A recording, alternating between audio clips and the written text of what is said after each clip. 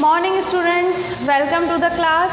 आज हम word meanings कर लेते हैं और कुछ एक्सरसाइज करते हैं, देखते हैं कितना कर पाते हैं। और मोस्ट प्रोबेबली कल हम ये चैप्टर कंप्लीट कर लेंगे। बहुत दिन हो गए but this chapter was very lengthy and very interesting also, है ना।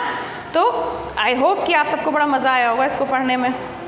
चलिए, साइंस एक्चुअली होती ही इंटरेस्टिंग है, मुझे तो बहुत पसंद है, तभी तो मैं टीचर बनी हूँ साइंस की, है ना। तो चलो लिख लेते हैं। Class third, chapter number 4, plants in our lives. ठीक है, तो आपके इस चैप्टर में थोड़े से ही वर्ड मीनिंग्स हैं, ज़्यादा तो नहीं है। आई थिंक मैंने हार्ड वर्ड्स तो लिखवा दिए थे आपको। अभी हम आते हैं वर्ड मीनिंग्स पर। ठीक है, तो वर्ड्स यहाँ लिखूँगी और उसका हिंदी और इंग्लिश दोनों मीनिंग मैं यहाँ लिखती हूँ। ठीक, तो आप ऐसा करो, ये 2 कॉलम्स बना लेना, एक में इंग्लिश मीनिंग लिख लेना और एक में हिंदी मीनिंग लिख लेना। ठीक है, चलो भाई। तो फर्स्ट इज एनवायरनमेंट।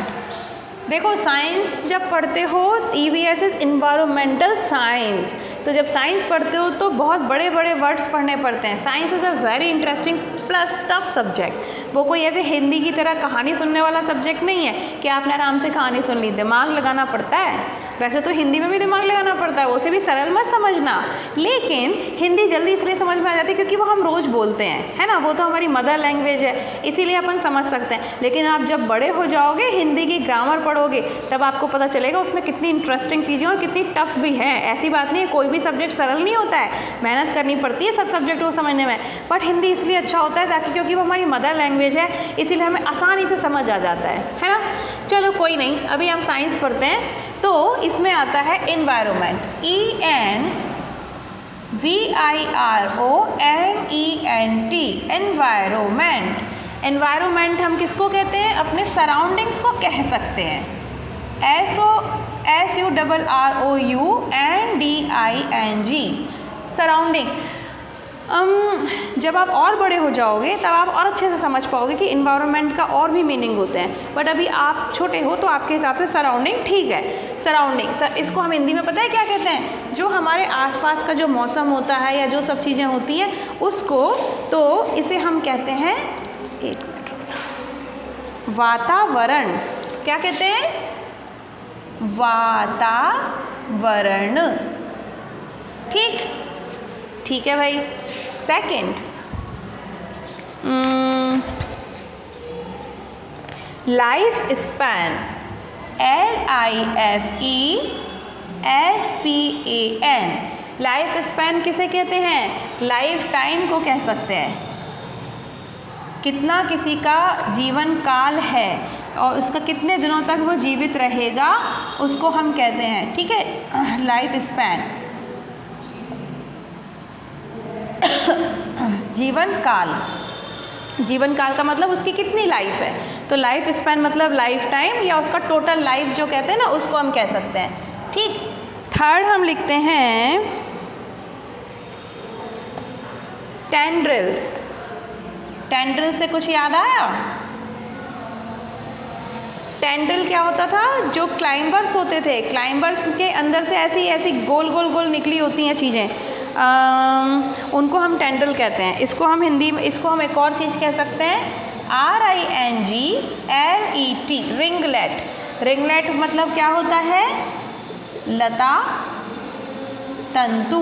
आपको कुछ चीज़ें बेटा अभी ऐसी हो सकती हैं जो आपको ज़्यादा अच्छे से समझना है, but don't get tensed, tension मत लेना। कुछ चीज़ें ऐसी होती हैं जो मैं अभी आपको इतने अच्छे से नहीं समझा सकती हूँ क्योंकि वो आपके दिमाग में नहीं बैठ पाएंगे, अभी आप बहुत छोटे हो।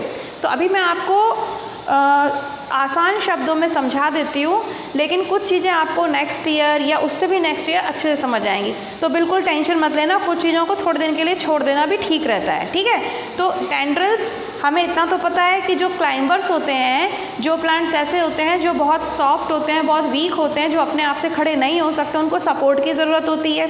और सपोर्ट के लिए उनका जो प्लांट होता है, जैसे कि मान लो अपना मनी प्लांट वगैरह अपन देखते हैं ना, तो उनमें से ऐसी गोल गोल गोल सी चीज़ें निकलती। मान लो ये स्टेम है इसकी पतली सी, यहाँ पे लीव्स हैं। मान लीजिए कि हम मनी प्लांट की बात करते हैं, ठीक है, मान लो कि ये मनी प्लांट है, तो ये छोटी गोल गोल सी ऐसी ऐसी कुछ कुछ निकली रहती हैं। तो ये जो होती है ना, वो अगर मान लो अपन ने कील ली और एक धागे से इसको बांधा, तो ये इस धागे के ऊपर ऐसे ऐसे लिपट जाती हैं और धीरे धीरे ये प्लांट ऐसा बढ़ता जाता है इसके ऊपर। ऐसा देखा होगा आपने। तो इनको टेंड्रिल्स कहते हैं। ये जो गोल गोल सी निकली रहती है, रिंगलेट कहते हैं हम इनको, लता तंतु कहते हैं। अब ये तंतु वंतु क्या होता है अभी तुम मत पढ़ना, ठीक है, इसके चक्कर में मत पढ़ो, ये सब बाद में पढ़ लेना, जब बड़े हो जाओगे तो सब पढ़ोगे, ठीक है। तो अभी याद कर लेना इसको, ऐसा का ऐसा, ठीक। फोर्थ हम लिखते हैं crawl, CRAWL, crawl. Crawl means क्या होता है, क्रीपर्स होते हैं जो, उसमें हमने क्या पढ़ा था कि जो प्लांट होता है वो ज़मीन पर ही ऐसे उसकी जो ब्रांचेस होती है ज़मीन पर ही फैली रहती हैं, है ना, उनको हम क्रीपर्स कहते हैं। और क्रीप करने को क्रॉल भी करना कहते हैं, जिसको कि हम क्या कहते हैं, घिसटना, घिसटना, ठीक है, ये लिख लीजिए। और एडेप्ट, एक वर्ड आता है एडेप्टेशन, ADAPTION। एडेप्टेशन मतलब क्या होता है, मॉडिफाइड हो जाना, या फिर हम अपने चैप्टर में हमने वर्ड पढ़ा था एडेप्ट, ADAPT, तो किसी चीज़ के लिए मॉडिफाई हो जाना। मॉडिफाई मतलब मैंने क्या बताया था, चेंज हो जाना या परिवर्तित, ठीक है। इसको हम सरल लैंग्वेज में कह सकते हैं चेंज, ठीक है ना। वैसे चेंज का मतलब लिख लो, कोई प्रॉब्लम नहीं, अभी आप छोटे हो, आपको समझने के लिए चलेगा। और कितने बचे हैं इसमें, काफ़ी सारे हैं, ज़रूरी भी है लिखवाना। 5 हो गए, इसको पहले लिख लो फिर आगे बढ़ते हैं। तो environment, ENVIRONMENT, environment means surrounding, जो आपके आसपास होता है, वातावरण। सेकंड होता है लाइफ स्पान, लाइफ स्पैन बोल लो, लाइफ स्पान बोल लो। लाइफ स्पैन मतलब लाइफ टाइम किसी भी चीज़ का, जैसे मतलब कोई प्लांट कितने टाइम तक उसकी लाइफ होगी, है ना, या हम कितने दिन तक ज़िंदा रहते हैं, ये हमारा लाइफ स्पैन कहलाता है। कोई प्लांट कितने दिन तक ज़िंदा रहता है, जीवित रहता है, उसका लाइफ स्पैन या लाइफ टाइम वो कहलाता है, ठीक है। टेंड्रिल्स, TENDRIL, टेंड्रिल मीन्स लिंगलेट या लता तंतु, जो क्लाइंबर्स में से पतली पतली गोल गोल सी जो ब्रांचेस निकली रहती हैं, जो कि सपोर्ट के ऊपर लिपट जाती हैं, है ना, और उस सपोर्ट से लिपट कर फिर प्लांट अपना ग्रो करता जाता है, उसे हम टेंड्रिल्स कहते हैं। क्रॉल जो क्रीपर्स होते हैं, जो ऐसे प्लांट होते हैं जिनकी ब्रांचेस ज़मीन पर ही ग्रो करती हैं, ज़मीन पर ही गिरी रहती हैं, उनको हम क्या कहते हैं, क्रीपर्स कहते हैं। और उसी का एक वर्ड होता है क्रॉल, क्रॉल मतलब होता है घिसटना। एडेप्ट, ADAPT, एडेप्ट मतलब होता है मॉडिफाई मीन्स परिवर्तित या चेंज होना, ठीक है, किसी भी चीज़ के लिए चेंज होना। तो आई थिंक इतना आपने लिख लिया। अब हम आगे बढ़ जाते हैं। छोटे छोटे बच्चों के कोर्स में इतने टफ वर्ड्स हैं, तो अब मैडम को तो पढ़ाना ही पड़ेगा, और मैडम का काम है टफ चीज़ों को सरल करना। उसके 2 तरीके होते हैं, बहुत अच्छे से समझाना और सरल वर्ड्स में उनको समझाने की कोशिश करना। और बच्चों का काम होता है उनको ठीक से रिवाइज करना और मैम ने जो पढ़ाया है उसको मन लगा के पढ़ना। अभी हमने एक्वेटिक प्लांट्स में एक वर्ड देखा था हॉलो, उनके स्टेम जो होते हैं वो हॉलो होते हैं। हॉलो का मतलब क्या होता है, जो अंदर से खाली हो, खोखला हो, ठीक है। तो हम इसको कह सकते हैं एम्प्टी, EMPTY, एम्प्टी। इसको हम या तो खोखला कह सकते हैं, ठीक है, या फिर हम खाली भी कह सकते हैं। वैसे खोखला ज़्यादा अच्छा वर्ड है, ठीक है, खाली इतना ठीक वर्ड नहीं है, बट लिख लो समझने के लिए। फिर हम करते हैं सर्वाइव, SURVIVE, सर्वाइव का मतलब क्या होता है, जीवित बने रहना, ठीक है। तो इसको हम क्या लिख सकते हैं, LIVE, लाइफ। जीवित रहने को हम क्या कहते हैं? सरवाइव करना। कोरोना से जितने लोग कोरोना के पेशेंट हो रहे हैं उनमें से कितने लोग सरवाइव करेंगे और कितने लोग सरवाइव नहीं करेंगे, ठीक है। तो कैसे बोलते हैं हम कि जितने लोग जिंदा बच जाएंगे बीमारी से वो सरवाइव कर जाएंगे, वो जीवित रहेंगे, और जो मर जाएंगे वो सरवाइव नहीं कर पाएंगे, ठीक है ना। तो ऐसे सरवाइव का मतलब होता है जिंदा बने रहना, जीवित रहना। Next is humid. हमने एक वर्ड पढ़ा था ह्यूमिड एनवायरनमेंट ट्रॉपिकल प्लांट्स में। ह्यूमिड मतलब होता है मॉइस्चर, कह सकते हैं हम इसको, है ना। मॉइस्चर मतलब जो नमी वाला, इसको हम कहते हैं नम। मैंने बताया था ना थोड़ा थोड़ा पानी जिसके अंदर थोड़ा थोड़ा पानी वो गीला गीला हो जाएगा, तो नम का मतलब हो सकता है गीला, हम बोल सकते हैं। तो हम नम को एक वर्ड बोल सकते हैं थोड़ा सा गीला, ठीक है, पर नम वाला वर्ड ज़्यादा सही है। और हम आते हैं अब 9th beverages, BEVERAGES, beverages. Beverages हमने कल पढ़ा था, क्या हम यूजेस ऑफ प्लांट्स में पढ़ रहे थे।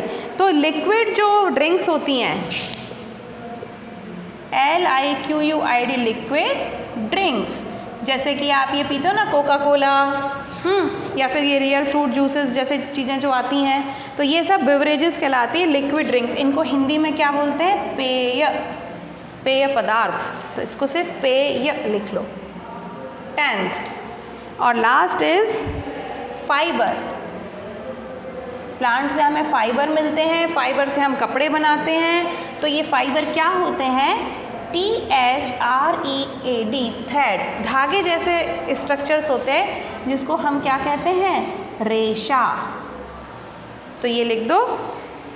ये हो गए आपके वर्ड एंड मीनिंग्स, बहुत सारे, जो कि आपको अच्छे से याद होने चाहिए और आप याद कर लोगे, ये भी मैं जानती हूँ।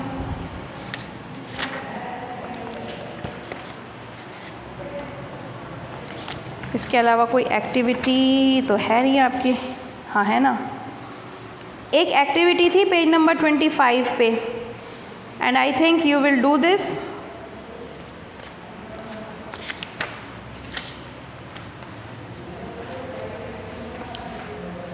ये लिख लिया। अभी हम पेज नंबर 29 पे आ जाओ, और पेज नंबर 29 पर एक एक्टिविटी है।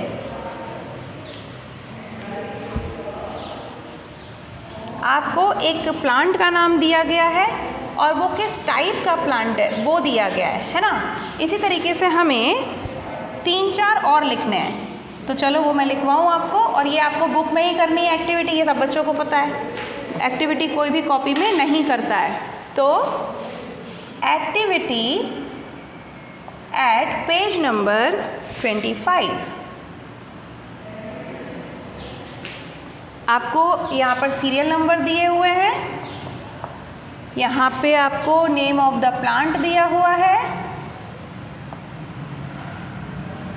और यहाँ पे आपको टाइप लिखना है कि वो श्रब है, कि वो एक हर्ब है, कि वो क्या चीज़ है, ठीक है ना। तो चलो हम लिखते हैं इसको। जिन बच्चों ने कर लिया है that is well and good, और जिनको नहीं आया है इसका मतलब है कि उन्होंने चैप्टर ठीक से नहीं समझा है, ठीक है। तो उनको मैं करवा देती हूँ, पर दैट इज़ नॉट फेयर, क्योंकि ये तो आपको आना चाहिए अगर आपने चैप्टर ठीक से समझा है। तो इन्होंने फर्स्ट एग्जाम्पल दिया है rose, and rose is a shrub, SHRUB। इसी तरीके से अब और लिख लेते हैं। मान लो कि हमने लिखा ग्रास, GRASS। ग्रास क्या होती है? एक हर्ब होती है, ठीक है। एक और हम लिख लेते हैं क्लाइंबर का नाम। एक हम लिख लेते हैं मनी प्लांट, जो आप सब लोगों ने ही देखा हुआ है ना। और वो क्या होता है? एक क्लाइंबर होता है, CLIMBER। इसी तरीके से हम लिखते हैं वाटरमेलन। सब लोगों ने खाया है वाटर, MELON, वाटरमेलन। और ये क्या होता है? एक क्रीपर होता है ना। इसके बाद हम एक और लिख लेते हैं कि तुलसी, जिसको कि हम बेसिल भी कहते हैं, ठीक है, BASIL। और ये भी क्या होता है? एक श्रब होता है। तो बस हो गई आपकी एक्टिविटी पूरी। जिन बच्चों ने कर ली थी वो बच्चे बहुत अच्छे, और जिन बच्चों से नहीं हुआ है वो बच्चे बहुत बदमाश, क्योंकि उन्होंने चैप्टर ठीक से नहीं समझा है। फ़िलहाल मैंने एक्टिविटी करवा दी है, सब बच्चे इसको नोट डाउन कर लो, इसे आप बुक में ही करोगे, ठीक है। तो कर लीजिए फटाफट इसको।